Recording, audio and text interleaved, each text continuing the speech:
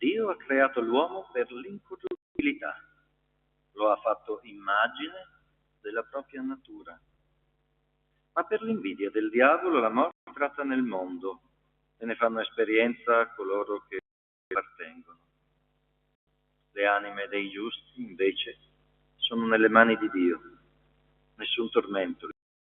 Gli occhi degli stolti parve che morissero. La loro fine fu ritenuta una sciagura, la loro partenza da noi una rovina, ma essi sono nella pace. Anche se agli occhi degli uomini subiscono castighi, la loro speranza resta piena di immortalità. In cambio di una breve pena riceveranno grandi benefici perché Dio li ha provati e li ha trovati degni di sé. Li ha assaggiati come oro nel crogiolo e li ha graditi come l'offerta di un olocausto.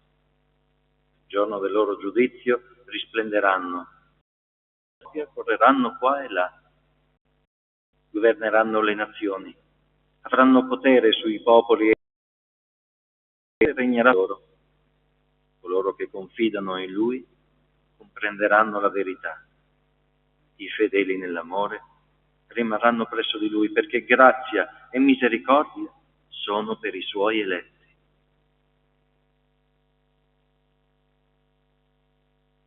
Il libro della Sapienza, con un breve versetto e un'affermazione fulminea, ci rivela il senso della vita.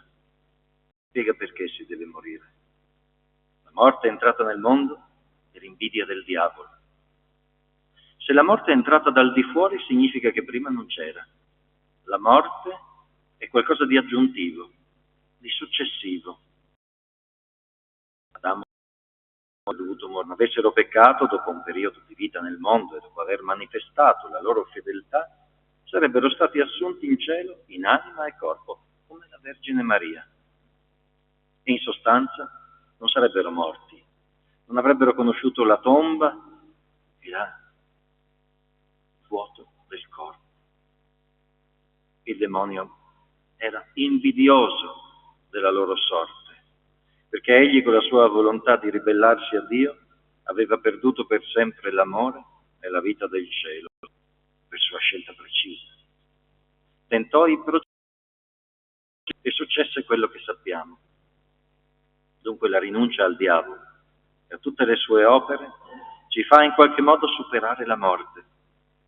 La conosceremo solo come passaggio, se saremo trovati fedeli a Dio. Dice San Paolo. La morte è stata ingoiata per la vittoria. Sentiamoci allora vicini a Dio. Sosteniamo il nostro prossimo e anche se stiamo attraversando un periodo difficile, incontreremo il Cristo risorto nell'Eucaristia.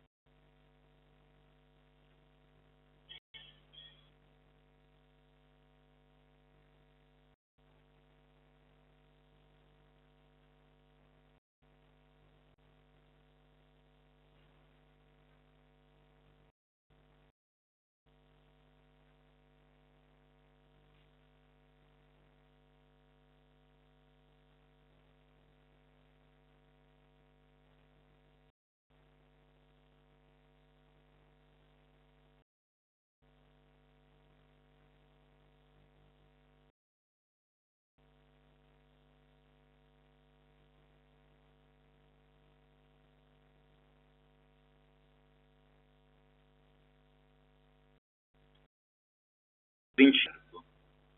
E il Verbo era presso Dio, e il Verbo era Dio.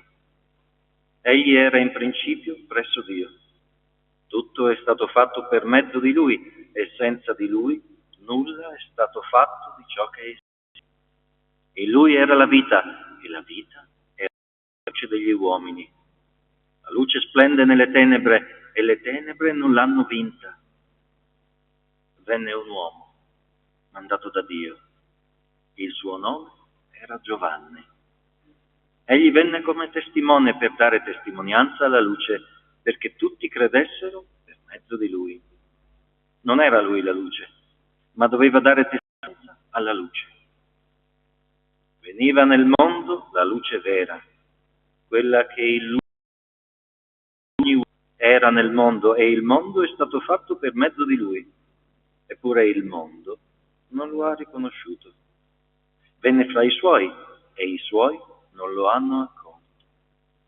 A quanti però lo hanno accolto, ha dato il potere di diventare figli di Dio, a quelli che credono nel suo nome, i quali non da sangue, né da volere di carne, né da volere di uomo, ma da Dio sono stati generati.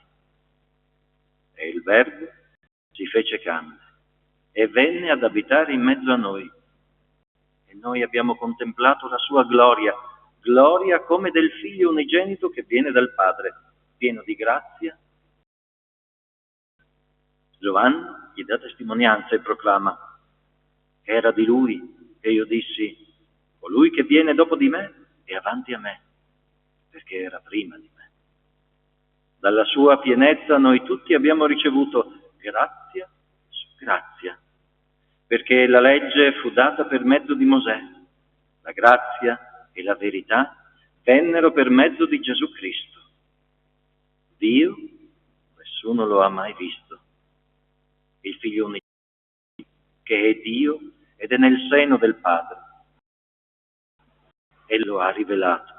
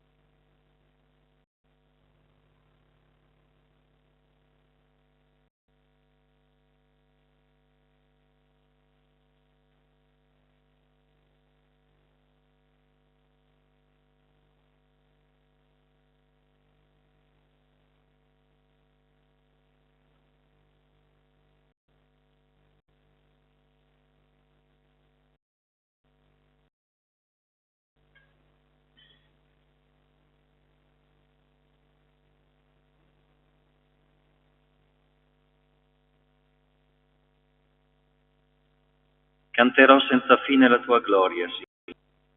Sii tu la mia roccia, una dimora sempre accessibile. Hai deciso di darmi salvezza, davvero mia rupe e mia fortezza tu sei. Mio Dio, libera dalle mani del male. Sei tu, mio Signore, la mia fiducia, Signore, fin dalla mia giovinezza. Su di te mi appoggiai fin dal grembo materno. Dal seno di mia madre sei tu, il mio sostegno. Canterò senza fine la tua gloria, Signore. Verrò a cantare le imprese del Signore Dio. Farò memoria della tua giustizia, di te solo. Fin dalla giovinezza, o Dio, mi hai istruito e oggi proclamo le tue meraviglie.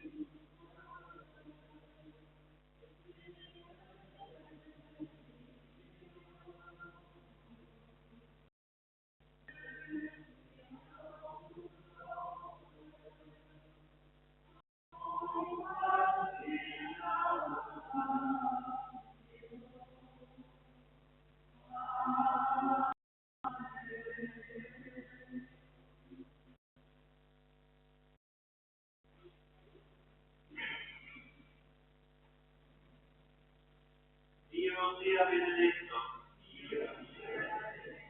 Benedetto il suo santo nome. Benedetto Gesù Cristo, vero Dio e vero uomo.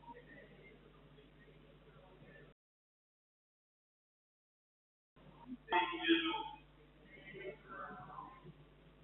Benedetto il suo sacratissimo cuore. Benedetto il suo preziosissimo sangue. Benedetto Gesù Cristo nel santissimo sacramento dell'altare.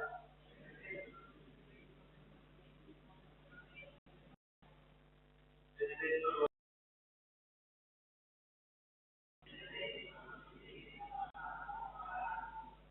benedetta la Gran Madre di Dio, Maria Santissima. Benedetta la sua Santa Immacolata Concezione.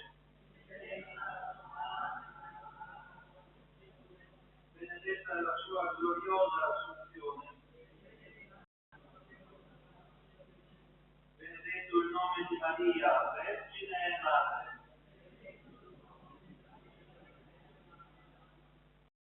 Il suo carissimo sposo. Benedetto Dio nei suoi angeli e nei suoi santi.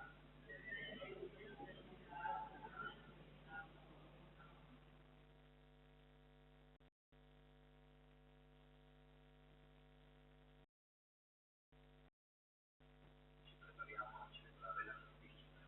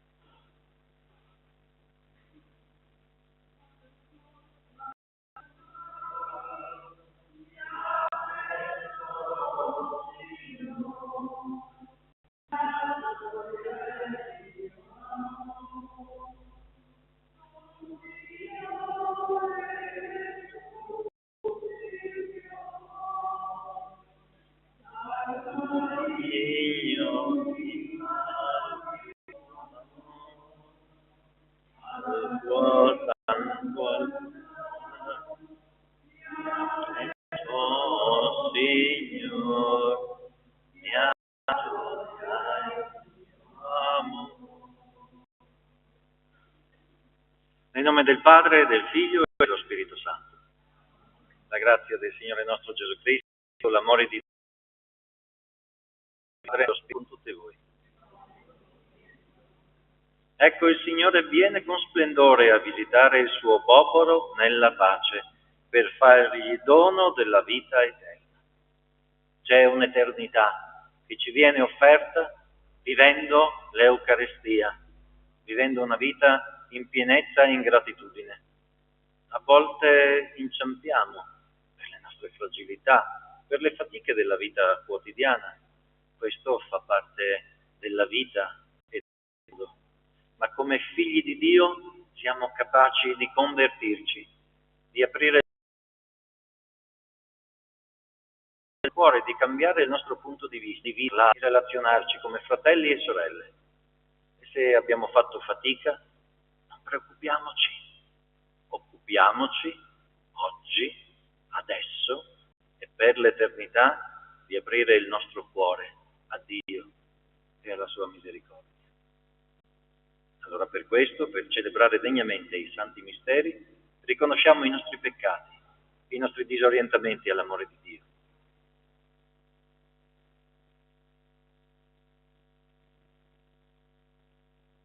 Confesso a Dio Onnipotente e a voi fratelli, molto peccato, pensieri, parole, opere, omissioni, per mia grandissima colpa, e supplico la beata sempre Vergine Maria, gli angeli, i santi, e i voi fratelli e sorelle, di pregare per me, Dio Onnipotente abbia misericordia di noi, perdoni i nostri peccati e ci conduca alla vita eterna. Kyrie eleison,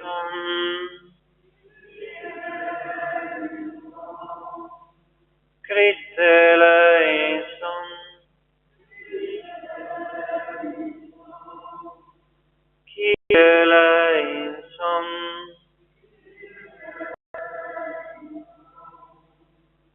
preghiamo. Risveglia la tua potenza e vieni, Signore Gesù, dai pericoli che ci minano a causa dei nostri peccati, la tua protezione ci liberi, il tuo soccorso ci salvi. Tu sei Dio e vivi con Dio Padre e Spirito Santo per tutti i secoli dei secoli. Ascoltiamo la parola di Dio.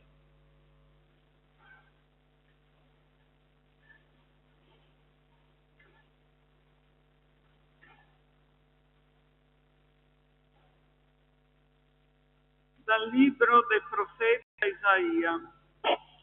Così dice il Signore: certo, ancora un poco e il Libano si cambierà in un frutteto. Il frutteto sarà considerato una selva. Udranno in quel giorno i sordi le parole di un libro. Liberati dall'oscurità e dalle tenebre, gli occhi ciechi vedranno. Gli umili si rallegreranno di nuovo nel Signore.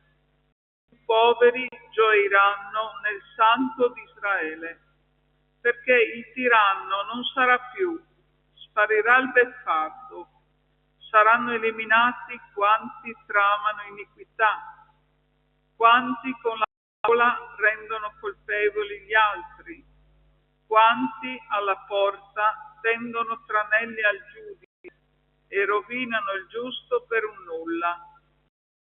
Pertanto, dice alla casa di Giacobbe il Signore Cristo Abramo: d'ora in poi Giacobbe non dovrà più arrossire, il suo viso non impallidirà più, poiché vedendo il lavoro delle mie mani in mezzo a loro, santificheranno il mio nome, santificheranno il Santo di Giacobbe e temeranno il Dio di Israele. Gli spiriti traviati apprenderanno la sapienza e i brontoloni impareranno la lezione. Parola di Dio. Il Signore è la mia speranza. Il Signore è mia luce e salvezza. Di chi avrò paura? Il Signore è difesa della mia vita. Di chi avrò timore? Il Signore è la mia speranza. Una cosa ho chiesto al Signore, questa sola io cerco: abitare nella casa del Signore tutti i giorni della mia vita, per gustare la dolcezza del Signore e ammirare il suo santuario. Il Signore è mia speranza. Sono certo di contemplare la bontà del Signore nella terra dei viventi. Spera nel Signore, sii forte, si rinnovi il tuo cuore e spera nel Signore. Il Signore è la mia speranza.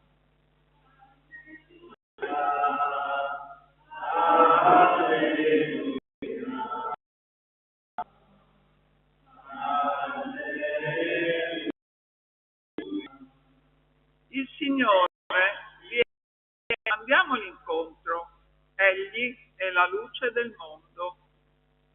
Alleluia, alleluia, alleluia.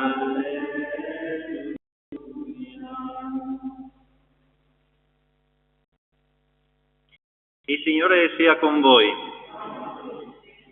Dal Vangelo secondo Matteo. In quel tempo, mentre Gesù era, 2 ciechi lo seguivano urlando.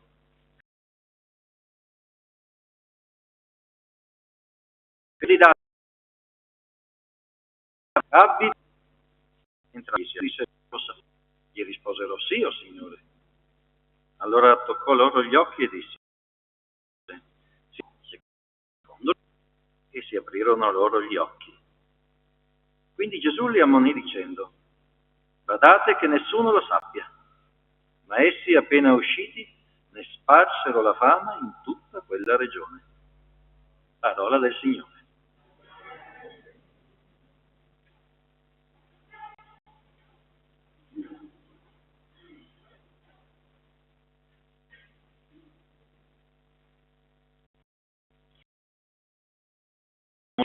Carlo Maria Martini, non so se avete mai conosciuto, attraverso le sue parole, il suo modo di operare, il suo ministero da vescovo a Milano negli anni '80.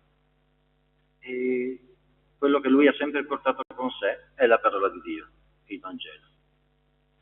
E se noi ci soffermassimo sulla parola che abbiamo ricevuto, potremmo trasformare quella parola in un'azione di grazia, soffermandoci su ogni singolo istante in cui Gesù si relaziona con la folla, i discepoli, con le persone che si avvicinano.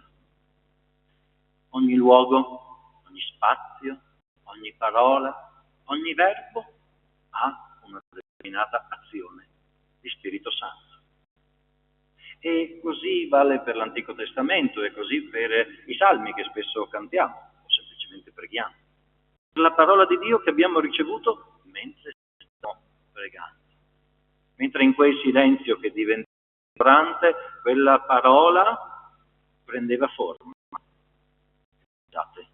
Quella parola che trasforma, prende forma attraverso di voi nel mondo. Un mondo che alle volte è contrastato, un mondo che vive la tirannia delle abitudini. Pensate se prendessimo semplicemente una parola, un verbo del Salmo 26 che abbiamo pregato, ammirare il suo santuario. Quante volte ci fermiamo ad ammirare la vita? E se volessimo prendere le parole del Vangelo di Matteo, ma anche quelle dell'Antico Testamento che abbiamo ascoltato, c'è forse una che ci ha toccato? E rispetto a questo, che tipo di rapporto abbiamo con Gesù Cristo? Ci sentiamo vicini a coloro che gli corrono incontro? Che gli chiedono di rivedere, di avere la vista nuovamente? Oppure ci sentiamo in disparte, un po' colpiti appunto da quella tirannia dell'abitudine? È incredibile, sì. Quell'abitudine con cui noi a un certo punto della vita guardiamo il mondo è anno di cui spesso l'Antico Testamento fa nota.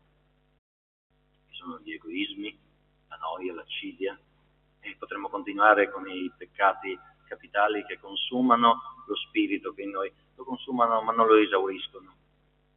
Fermarsi per un istante, vivere l'Eucarestia nella pienezza di quella parola che accogliamo, ci permette di rivedere nuovamente e allo stesso tempo di ascoltare Gesù nei suoi consigli.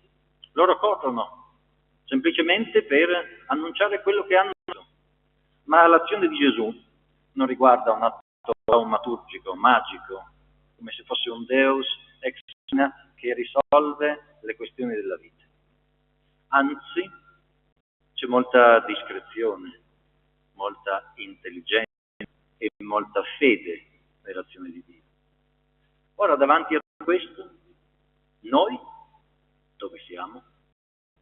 Quando viviamo la nostra quotidianità, siamo ancora colpiti da ammirare la vita, da stupirci, da emozionarci, o qualcosa ha toccato il nostro cuore tanto da renderci ciechi?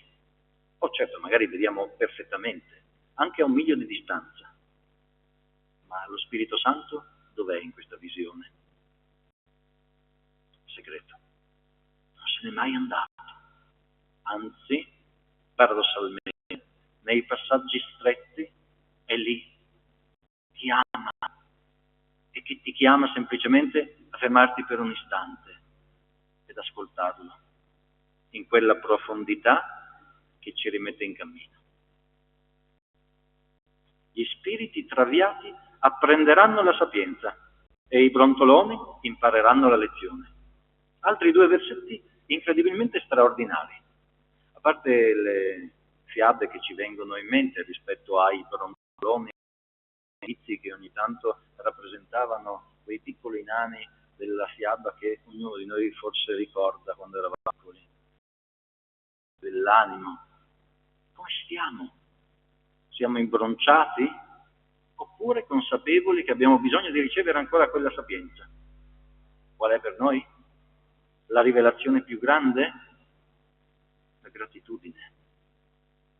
Possiamo essere arrabbiati, imbronciati, ci è stato tolto qualcosa che pensavamo ci appartenesse, oppure con quel cuore pieno di grazia, e naturalmente rivivendo le parole che abbiamo ripetuto, ascoltare l'azione di Gesù Cristo, che è dentro ognuno di noi, e celebrare insieme l'Eucarestia ci permette di ricordare che non siamo delle monadi, direbbero i filosofi, degli elementi scolati alla ricerca del senso, ma che il vero senso profondo, quando siamo risvegliati a questa parola, è trovare la vita attraverso i nostri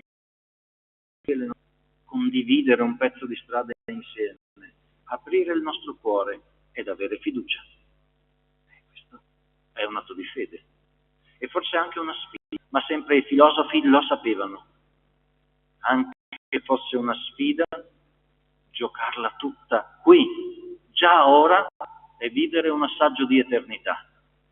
E se poi saremo nel regno di Dio, troveremo Gesù, abbiamo vinto 2. È un buon suggerimento, vissuto concretamente appunto da tanti uomini e donne che si sono fermati come noi, un giorno, un istante, e hanno chiacchierato un po' con Gesù. E uscendo, diversamente da giovane, il cuore pieno di gioia. È questa la conversione. E se lo desideriamo profondamente, già oggi noi possiamo viverla concretamente nella nostra vita. Cosa dobbiamo fare? O semplicemente ascoltare la parola di Dio. Il Signore viene, andiamogli incontro. Egli è la luce del mondo.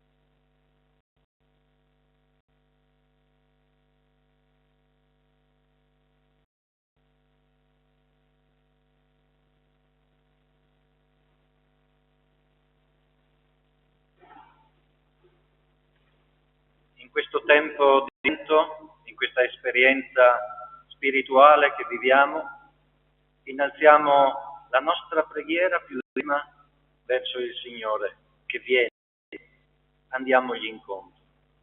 Preghiamo insieme con il cuore pieno di gioia, dentro che a voce alta, se lo desideriamo, ascoltaci, o Signore.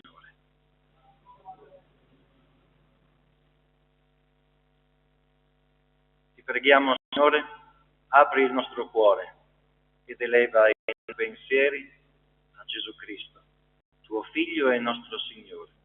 Per questo ti preghiamo.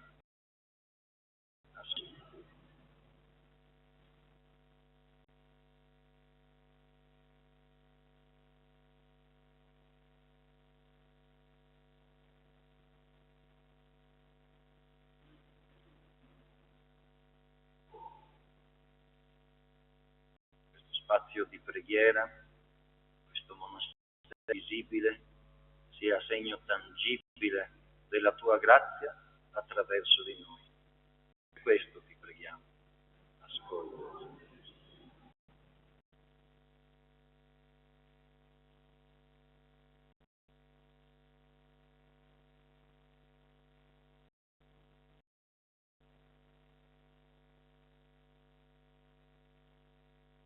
Preghiamo per tutti i giovani che stanno ricercando il senso profondo della loro vita, senso che noi offriamo attraverso la nostra testimonianza di vita.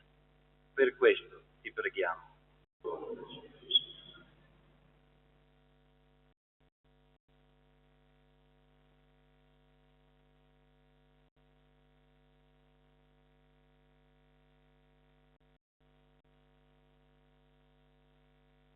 Signore, ti preghiamo per tutte le persone che si trovano nella sofferenza fisica e spirituale, perché la tua parola illumini il loro cuore e permetta loro di affrontare questo passaggio stretto che apre il regno di Dio. Per questo ti preghiamo.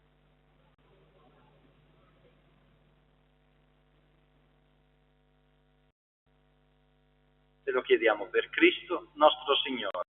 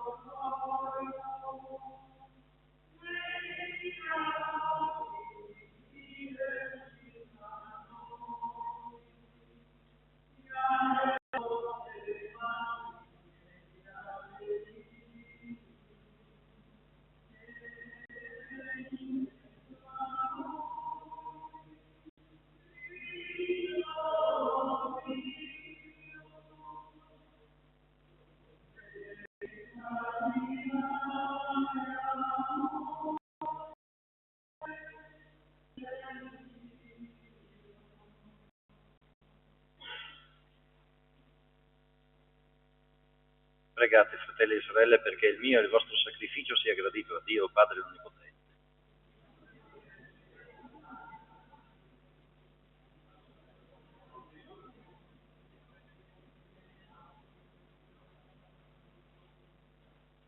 Guarda con benevolenza, o Signore, alla preghiera e al sacrificio che umilmente ti presentiamo.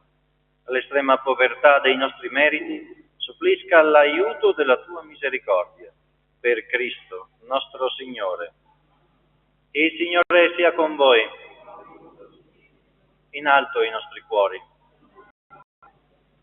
Rendiamo grazie al Signore nostro Dio. È veramente cosa buona e giusta, nostro dovere e fonte di salvezza, rendere grazie sempre e in ogni luogo a te, Padre Santo, Dio onnipotente ed eterno. Al suo primo avvento, nell'umiltà della condizione umana, egli portò a compimento la promessa antica e ci aprì la via dell'eterno. Quando verrà di nuovo nello splendore della gloria, ci ci chiamerà a possedere il regno promesso, che ora osiamo sperare, vigilanti nell'attesa. E noi, uniti agli angeli, agli arcangeli, ai troni, alle dominazioni e alla moltitudine dei cori celesti, cantiamo con voce incessante l'inno della tua gloria. Santo, santo, santo, il Signore è Dio dell'universo. I cieli sono pieni.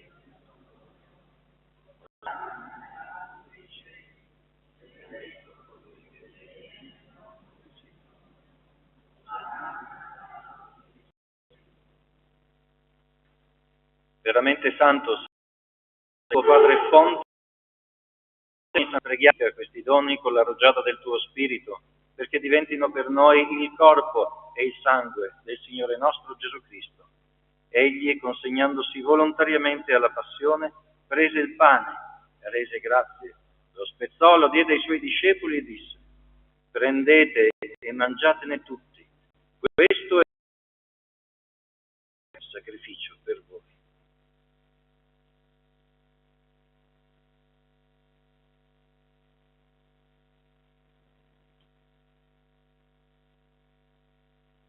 Allo stesso modo, dopo aver cenato, prese il calice. Di nuovo ti rese grazie, lo diede ai suoi discepoli e disse: prendete e bevetene tutti. Questo è il calice del mio sangue, per la nuova ed eterna alleanza, versato per voi e per tutti in remissione dei peccati. Fate questo in memoria di me.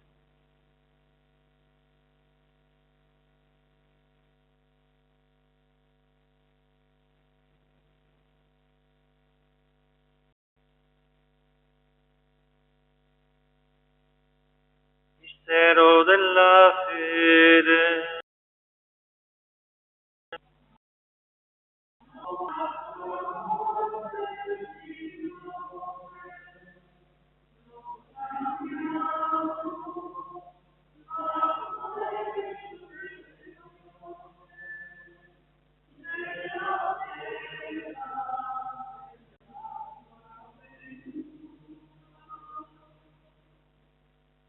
Celebrando il memoriale della morte e risurrezione del tuo Figlio, ti offriamo, Padre, il pane della vita e il calice della salvezza.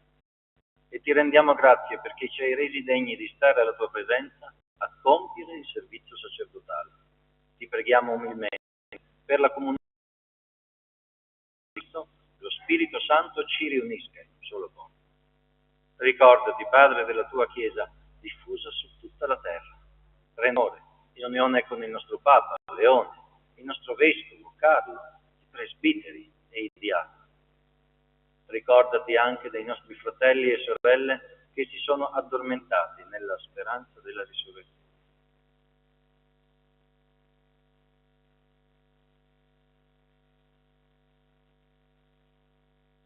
Ricordati di Anna, di Maria,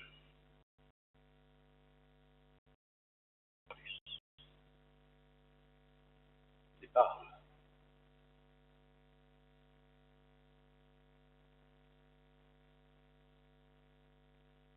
E nella tua misericordia di tutti i defunti.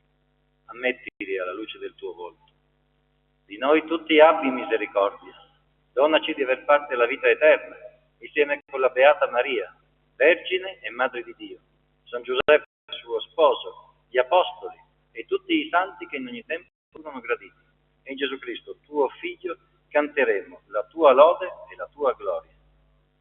Per Cristo, con Cristo ed in Cristo, a te, Dio Padre Onnipotente, nell'unità dello Spirito Santo, ogni onore e gloria per tutti i secoli dei secoli. Prima di partecipare al banchetto eucaristico, segno di riconciliazione e vincolo di comunione fraterna, preghiamo insieme come il Signore ci ha insegnato.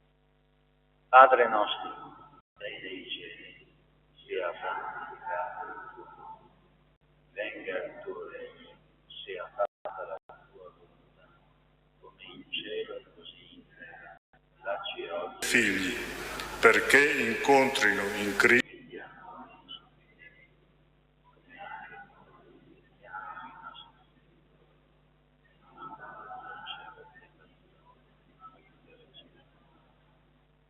Liberaci, o Signore, da tutti i mali, concedi la pace ai nostri giorni e con l'aiuto della tua misericordia vivremo sempre liberi dal peccato e sicuri da ogni turbamento, nell'attesa che si compia la speranza e venga il nostro Salvatore Gesù Cristo.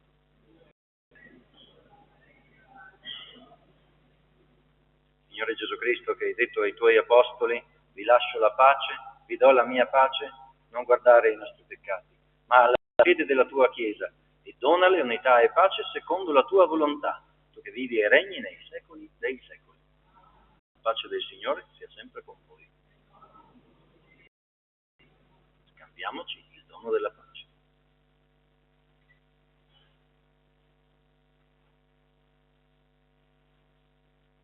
Agnello di Dio.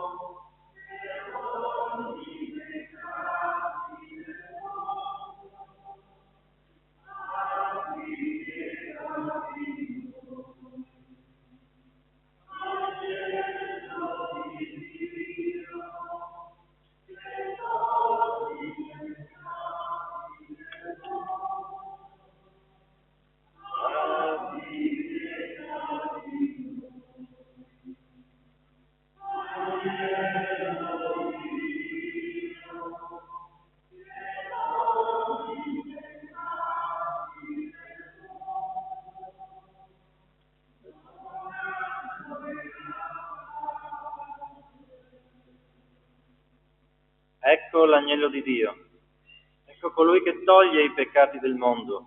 Beati gli invitati alla cena dell'agnello.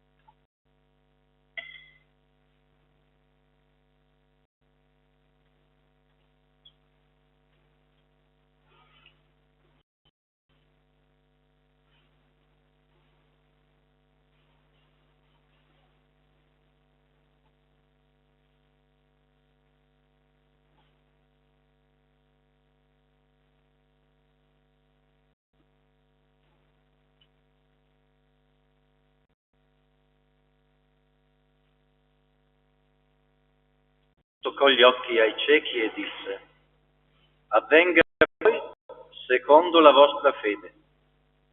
E si aprirono i loro occhi. Preghiamo. Satiati del cibo spirituale, o Signore, a Te innalziamo la nostra pratica per la partecipazione a questo sacramento. Insegnaci a valutare con sapienza i beni della terra e a tenere fisso lo sguardo al cielo. Per Cristo, nostro Signore. Ecco, salutiamo gli amici che ci guardano da casa. Ringrazio Mater Dei TV. Come notate ci sono delle telecamere, siamo anche in streaming. La nostra adorazione eucaristica, la nostra preghiera è condivisa con gli amici che sono a casa per la dimensione universale che ci corrisponde. E ai volontari che sono venuti nel pomeriggio a operare per noi e per condividere questo momento di gioia. Ringrazio anche il volontario che vedete spesso girarsi qui in chiesa, che ha realizzato il portacandele per condividere un momento in cui non solo la luce fisica si accende, ma anche la luce.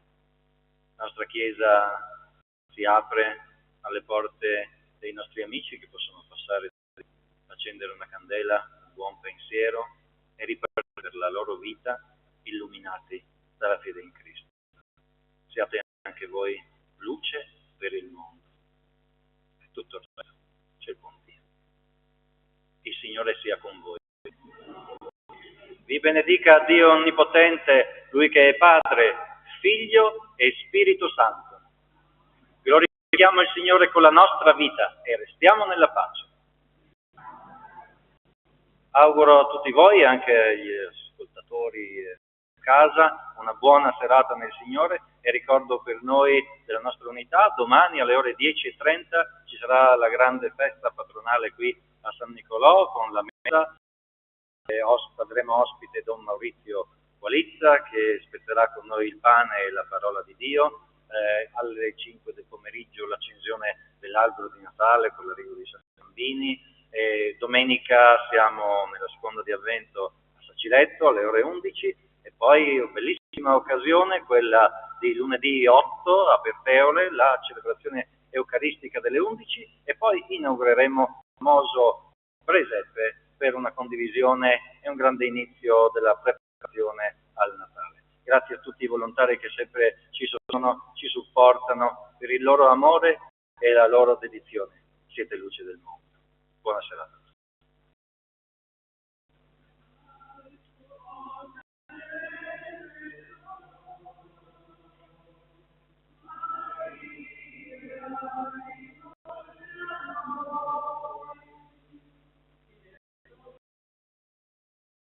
Gli sguardi tuoi per una volta sono, o Madre dolce cara, ascolta chi ti chiama.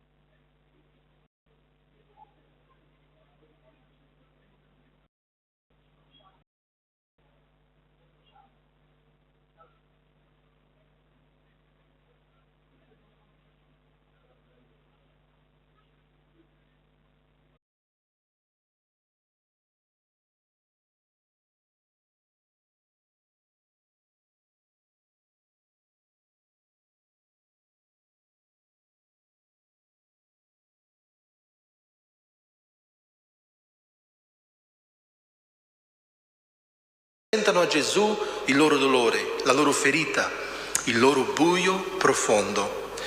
È il paradosso della fede. Chi non ha occhi fisici vede meglio con il cuore. Questi due ciechi vedono bene con il cuore, per quello gridano, manifestano la loro fiducia in Gesù. E Gesù chiede loro: credete che io possa fare questo? Che io possa restituire luce ai vostri occhi? È una domanda che attraversa i secoli e arriva a noi oggi, in questo momento. Dio può guarire la nostra vita, ma noi crediamo che Lui possa veramente guarire la nostra vita? Che possa rinnovare il nostro cuore?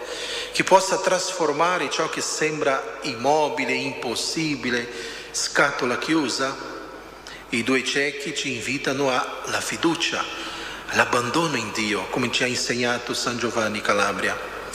E la guarigione avviene quando i ciechi dicono: sì, Signore, noi crediamo che tu puoi fare questa opera, questa trasformazione, questa guarigione.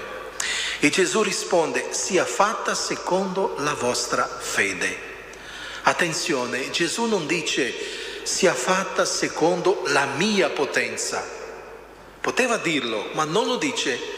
Dice sia fatta secondo la vostra fede. In realtà chi realizza il miracolo è la fede dei due ciechi, la fede nella parola di Gesù, la fede nella persona di Gesù. E la fede allora non è magia, non è ottenere ciò che vogliamo, ma è soprattutto e prima di tutto aprire spazio a Dio, fare spazio a Dio nella nostra vita. E quando noi facciamo questo accade la trasformazione. È come aprire le finestre per lasciare entrare il sole, la luce, il calore, la vita. Il Vangelo finisce con una nota che sorprende. Gesù comanda di non dire nulla, ma loro fanno esattamente il contrario. Diffondono subito, dappertutto, quello che Gesù ha fatto per loro. È impossibile nascondere una trasformazione che Gesù ha realizzato nella tua vita quando questa trasformazione tocca esattamente il tuo volto. Adesso sei luminoso, sei gioioso, sei contento, no? Ci verrebbe da dire allora che i due ciechi guariti hanno disobbedito a Gesù, e infatti è così, hanno disobbedito a Gesù. Ma c'è un messaggio in questa santa disobbedienza, un messaggio anche per noi. La loro gioia è talmente traboccante che non riescono a trattenerla. Anche se non dicono niente, si vede che qualcosa di bello, di luminoso è successo nella loro vita. A differenza dei farisei che sono lì, che pur avendo occhi non vedono la presenza di Dio, non vedono l'azione di Dio, non riconoscono l'azione di Dio. Questi ex ciechi vedono e annunciano. La vera cecità non è negli occhi, ma nel cuore. Ecco il problema, ecco la fatica, ecco la realtà da guarire, da illuminare, il cuore. A volte, purtroppo, dobbiamo riconoscerlo, siamo ciechi anche noi, quando non riconosciamo i doni che Dio ci fa, quando ci fissiamo sulle mancanze e non vediamo quello che c'è, quando non crediamo che qualcosa possa essere cambiato da Dio, quando non ci apriamo alla sua misericordia.